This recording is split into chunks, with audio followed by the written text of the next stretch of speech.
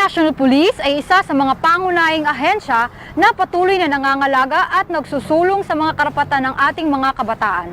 Kaugnay ng pagdiriwang sa ika-11 na Child Sexual Abuse Awareness Week ay nakiisa po ang inyong pambansang pulisya sa pangunguna ng Women and Children Protection Center at Family, Juvenile, Gender and Development Division.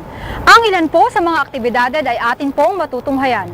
Nitong nakaraang mga araw ay ginunita ang 19th National Awareness Week for the Prevention of Child Sexual Abuse and Exploitation o tinatawag din na Child Sexual Abuse Awareness Week o CSAW. Ang Council for the Welfare of Children, kaagapay ang Philippine National Police at iba't ibang sektor ay nakiisa sa pagdiriwang ng okasyong ito na laan para sa kapakanan at kaligtasan ng mga bata. Ang PNP bilang tagapagpatupad ng batas sa bansa ay taus-pusong nakiisa para sa CSAW. Narito po ang ilang importanteng detalye mula kay Police Senior Superintendent Susan Trillanes Rabano Halya, ang Chief ng Family, Juvenile and Gender and Development Division ukol sa CSAW. Bago ko sabihin yung involvement ng PNP, gusto ko lang ipaalam na yung CSAW o yung Child Sexual Abuse Awareness Week, maraming hindi nakakaalam yan. Nagsimula to noong 1996, meron tayong Presidential Proclamation number 731. So balik kaya nga 19th na tayo ngayon. At ang ating team ng taong ito, 2015, is labanan ang pang-abusong sexual sa mga bata. Now na. Kasi kailangan meron tayong sense of urgency, di ba, na ngayon na. And yung role ng PNP is para maipaalam sa mga kabataan kung paano, anong gagawin nila para maiwasan yung pang-abuso sa kanila. Ganon din sa mga magulang at saka doon sa mga teacher, sa buong komunidad, sa kanilang mga kakilala natin, lalo na doon sa mga service providers. At dito na rin sa kapulisan kung ano yung dapat gawin para mapangalagaan yung mga kabataan. Inalam din namin kay Police Senior Superintendent Halya ang involvement and role ng Philippine National Police sa CSAW. Meron tayong committee, ang PNP ay member ng subcommittee. Ang tawag dito ay SACSEC kasi naka-focus tayo sa child sexual abuse and commercial exploitation of children. So, ito yung nag-organize nitong CSAW. Tinatawag nga nating, ito talaga, ang tawag dito is National Awareness Week for the Prevention of Child Sexual Abuse and Exploitation. So, marami tayong mga partner dito at isa na member ang PNP. So, ang nakalagay talagang pangalan dito hindi naman yung pangalan ko, kundi yung ating OIC. So, the head of the organization. Lubang napakahalaga sa bawat isa sa atin na magkaroon ng kaalaman sa problemang child sexual abuse sapagkat sa mga lugar tulad ng sinalanta ng Super Typhoon Yolanda ay nagiging prone ang mga bata sa pang-aabuso. Ayon sa data na isinabit ng Children o Humanitarian Action sa opisina ng Philippine National Police, partikular sa opisina ng FJ-GAD na pinamumunuan ni Police Senior Superintendent Halya, ang masamang realidad ng pang-aabuso at totoong nangyayari partikular sa mga apektadong area na sinalanta ng Super Typhoon sa Visayas. Mula Marso hanggang Disyembre ay nakapagtala ng crime incidents sa mga nasabing lugar. Sa Pro 4B ay may 126 na kababaihang naabuso at 284 naman ang kabataan. Sa Pro 7 ay nagkaroon ng 1,259 na pang-aabuso sa mga kababaihan at 905 sa mga kabataan. Sa Pro 8 naman ay mayroong 792 na pang-aabuso sa mga kababaihan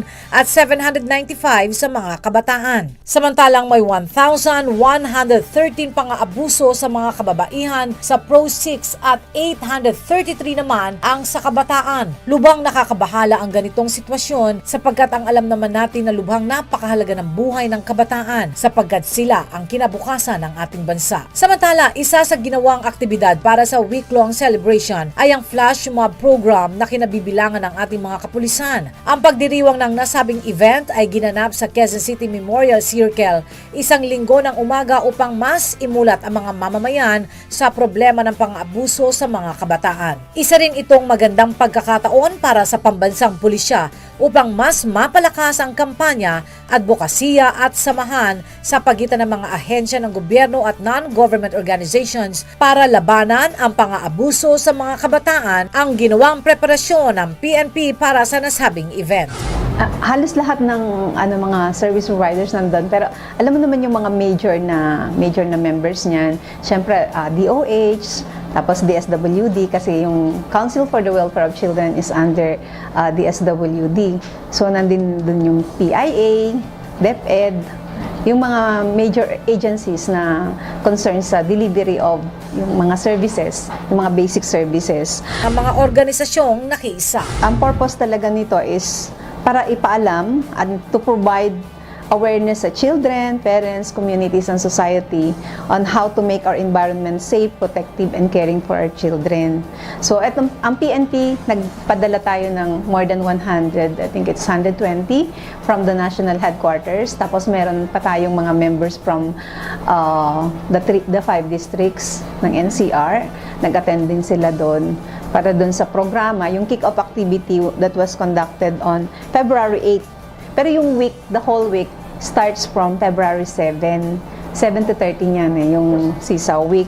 And nagkaroon na rin ng activity, this part of the activity of the subcommittee, yung SACSEC, yung Fun and Learning Day with Children with ECPAT and Tugon. Tugon is a students organization of Ateneo de Manila University noong February 7 sa Sunken Garden ng University of the Philippines. So meron dong 300 children.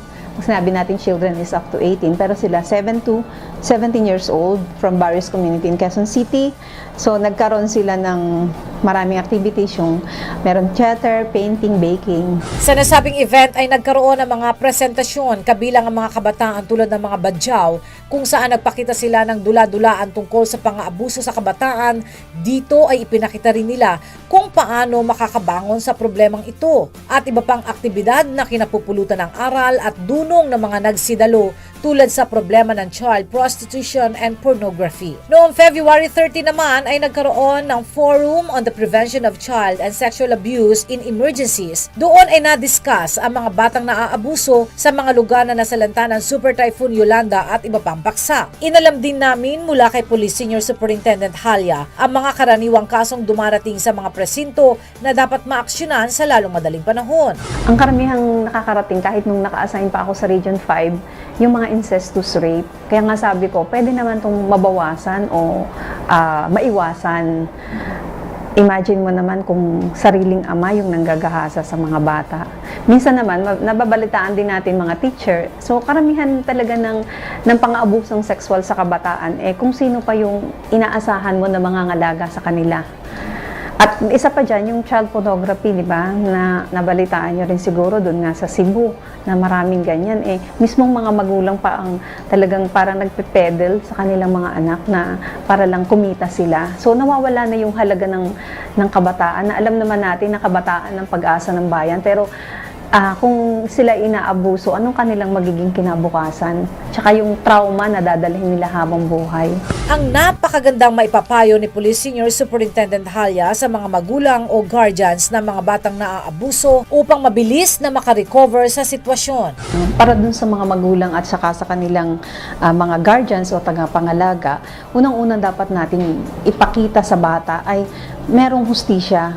Kasi dapat ipakita natin na pwede silang magsumbong, unang-una magsumbong, at may mangyayari kung magsumbong sila. So, makapunta sila sa presinto, meron tayong mga Women's and Children's Protection Desk sa lahat ng presinto sa buong Pilipinas. At yung mga CIDG natin, meron din yan. So, kahit saan ka pumunta na presinto, merong mga trained na police women. So, hindi nila kailangan pumunta sa isang lalaki para doon magkwento kung ano nangyari sa kanila. Meron tayong mga anatomically correct na dolls. Ito yung ginagamit para hindi yung mahihirapan yung batang mag-explain kung anong ginawa sa kanyang pang-aabuso. So, para makarecover sila, kailangang malaman nila na wala silang kasalanan. Minsan kasi sinisisi ng bata yung sarili nila kung bakit nangyari sa akin to, kasi may kasalanan ako. So, dapat ipaalam na hindi nila kasalanan ang nangyari. Tapos, meron din tayong mga counseling na ginagawa dyan.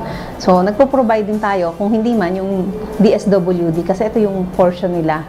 Pero sa atin, meron naman tayong ipinoprovide din, hindi nga lang ganun kadami dahil hindi naman talaga yan ang linya natin. Ang linya natin is investigasyon, pero for the short period of time, yung mga ating mga kapulisan na nasa Women's and Children Protection Desk, alam naman nila kung paano i-handle itong mga bata na to para hindi sila masyadong na para bang may nangyari ng masama sa kanila, madagdag pa sa trauma. So para madali silang makarecover. Ang maipapayo ni Police Senior Superintendent Halya sa lahat ng Women and Children Desk ng bansa. Para dun sa mga nasa Women's and Children Protection Desk, alam naman nila na ito dapat confidential, meron siyang sariling records at ang mga bata ay hindi dapat parang nadodoble pang pang-aabuso. So kung po pwede, minsan lang silang interviewin at naka-video. Tapos yung kung paano nila kakausapin, hindi matatakot sa kanila. Kaya nga mga babae nilalagay natin dyan. Tapos kung ano yung talagang nararapat na ibigay sa kanilang pangangalaga, ibigay agad. So, meron tayong, kung hindi man sa DSWD, kung wala silang mga shelter, meron tayong mga NGOs na nagbibigay ng tulong sa kapulisan. At meron niya, alam na yan ng lahat ng ating mga naka-assign sa Women and Children Protection Desk. Ang mga hotlines at opisina ng pulisya na maaari niyo pong tawagan o lapitan sa isyong ito tungkol sa pang-aabuso sa mga kabataan. Ang PNP po ay laging handang maglingkod at gaya ng sabi ko, meron po tayong mahigit 1,800 na Women's and Children's Protection Desk sa lahat po ng presinto, sa lahat ng parte ng Pilipinas. Kung kayo naman po ay natatakot na magsumbong, mag-text po lamang tayo dun sa ating hotline 0917-47-5757. Ito ay text lang po at a-actionan po ng mabilisan sa anumang lugar kayo sa Pilipinas. Ulitin ko po, 0917-47-5757. At para naman po sa ating Women and Children Protection Center, ito po 24 hours din na pwede nyong tawagan. Talaga pong ito ang trabaho nila. 0919-777-7377. So ulitin ko po, Women's Children Protection Center, 0919-777-7377. At muli, hinihikayat po ng PNP ang publiko at lahat ng sektor na i-report ang anumang insidente ng pang-aabuso sa mga kabataan sa pinakamalapit na istasyon ng pulisya.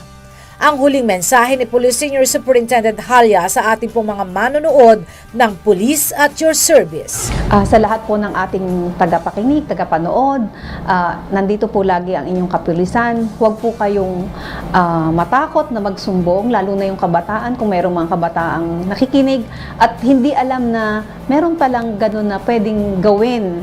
Minsan po kasi kaya natatakot yung tao, hindi alam na may solusyon. Meron pong solusyon ang lahat ng problema, lalo po ang pang-aabusong sexual sa kabataan. Huwag po nating hayaan na magkaroon tayo ng mga depektibo na kabataan. So tayo po ay nandyan po ang mga ahensya ng pamahalaan, hindi lang po ang PNP, ang DSWD, at makakapunta po kayo sa lahat ng istasyon ng pulisya. Meron po laging Women and Children Protection Desk, mga personnel po na pwede nyong tawagan. Sila po ang inyong mga ate na pwedeng hingan ng tulong anumang oras. Maraming salamat po.